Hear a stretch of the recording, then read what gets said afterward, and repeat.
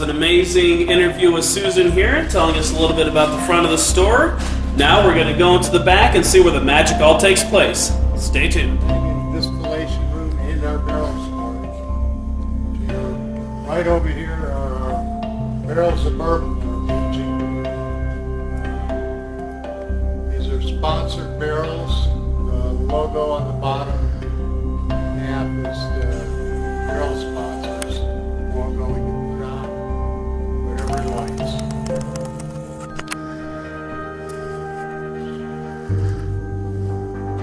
Back here we've start with the grain. We get our grain from Hygiene, Colorado. The grain tub is almost empty. I gotta go get more. But that's just standard field corn. It's the same grind as they used to feed cattle. So it's nothing particularly unusual. And we get our barley from Brewer's Supply Group. I store it in these wooden containers because it's easier to handle. It comes in a super sack. This is what it looks like. That is a pale malted barley. This is our rye, which is a variety not specified. So it's just whatever comes out of the field that people have been growing. Usually comes out of the Dakotas. And that's what we use for that. Our barley, rye, and corn, which we make our bourbon out of. Our corn whiskey is 100% corn. And so there's nothing fancy to that. The stainless steel tanks behind you have our bourbon mashes in it. And if you want to see what one looks like, then you look for that or look at number 5. That mash was started yesterday.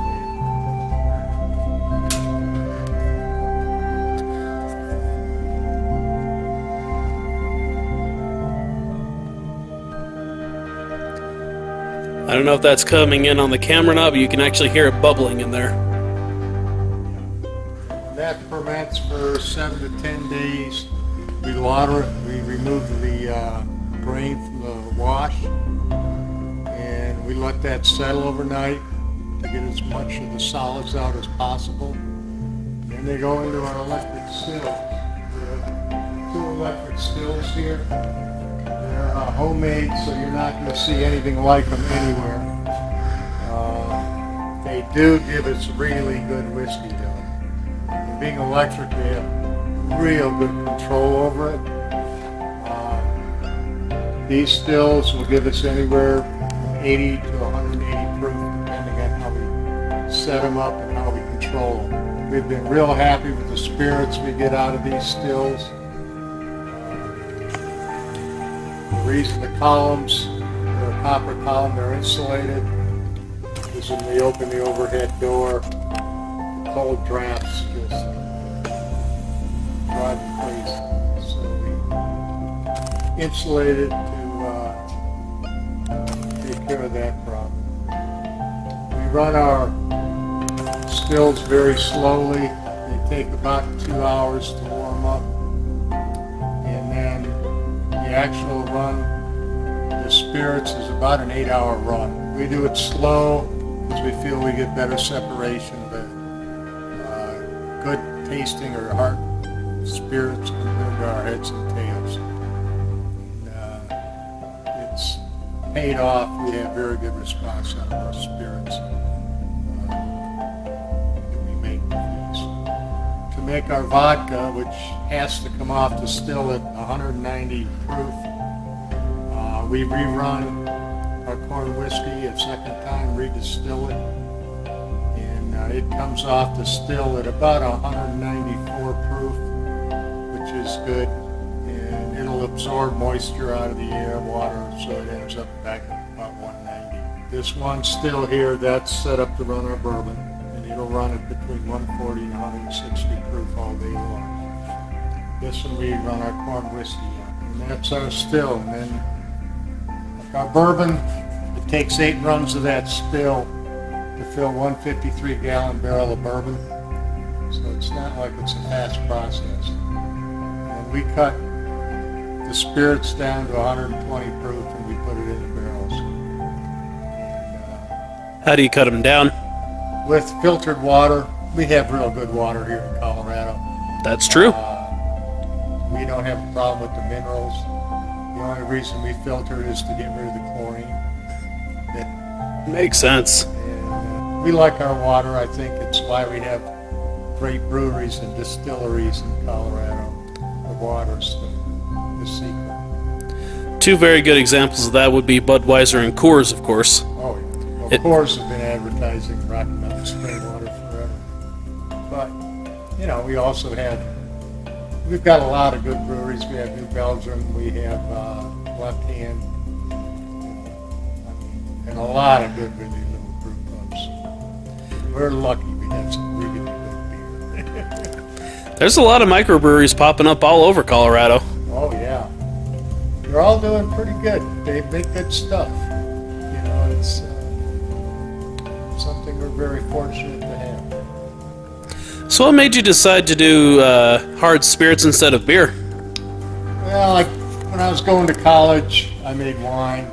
And then a buddy of mine and I played around with beer for a while.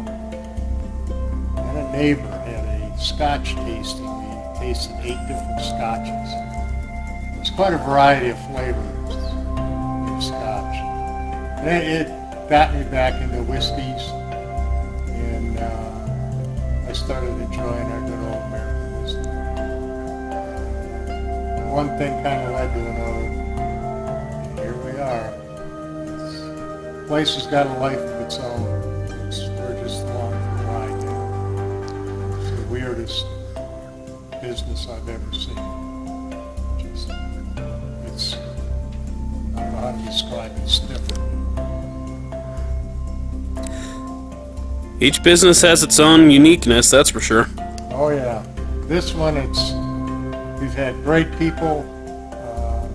We've been in business for 8 years. We've had really 2 goofballs in our tasting in 8 years. I mean, that's a lot of people have gone through. So you can't complain about our clientele.